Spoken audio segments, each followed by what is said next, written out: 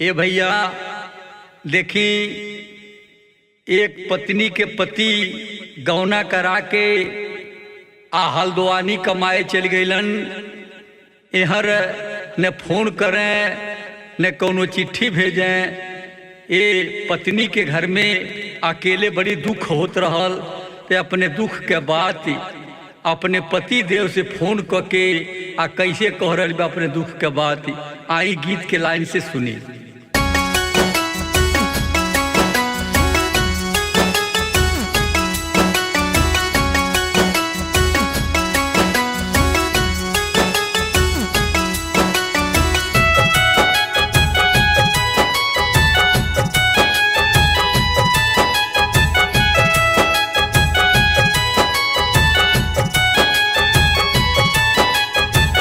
अपने तेरो तार सैया हल्द्वानी परेशानी होता।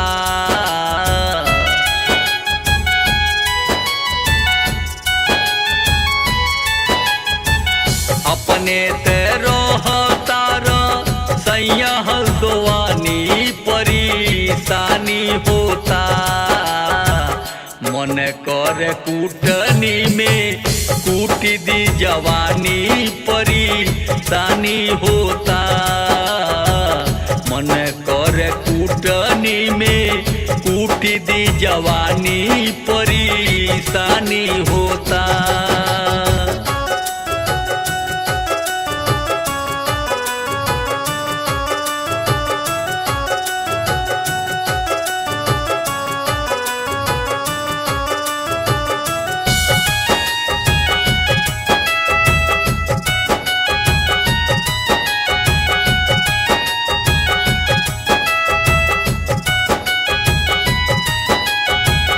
बुझत नइखो सैया हमरो ससतिया के करा से कहीं हम दिलवा के बतिया।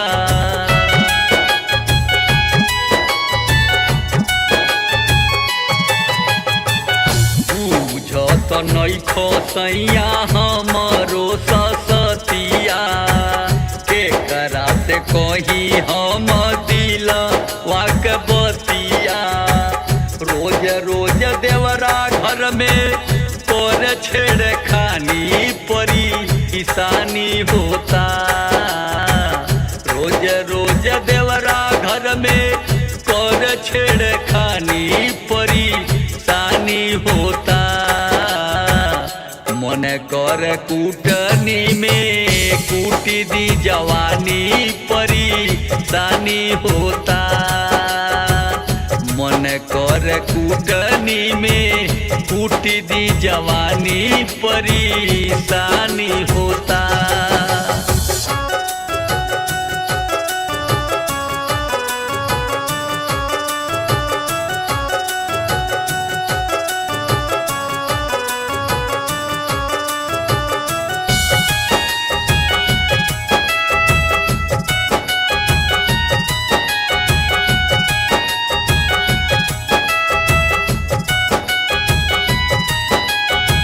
केतनो मनाई हम माने नहीं मनवा।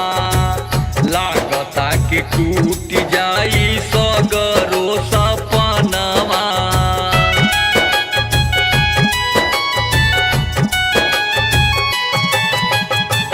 केतनो मनाई हम माने नहीं मनवा। लागता कि टूट जाई सगरो सपनवा। रोवे लयखिया हमरो बरसत पानी परेशानी होता। रोवे लयखिया हमरो बरसत पानी परेशानी होता। मन कर कूटनी में कूटी दी जवानी परेशानी होता। मन कर कूटनी में कूटी दी जवानी परेशानी होता।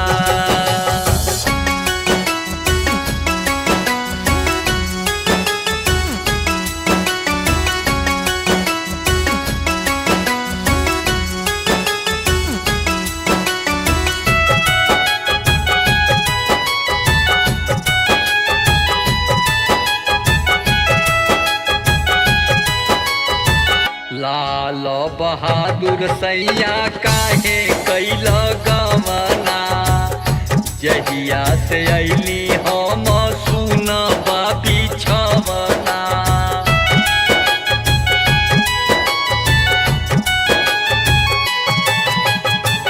लाल बहादुर सैया काहे कैल गवना, जहिया से अइली हम सुनबा बिछवना। सुखत मसीन बिना सरसों के घानी परेशानी होता। सुखत मसीन बिना सरसों के घानी परेशानी होता। मन कर कूटनी में कूटी दी जवानी परेशानी होता। मन कर कूटनी में कूटी दी जवानी परेशानी होता। सुन ले राजा।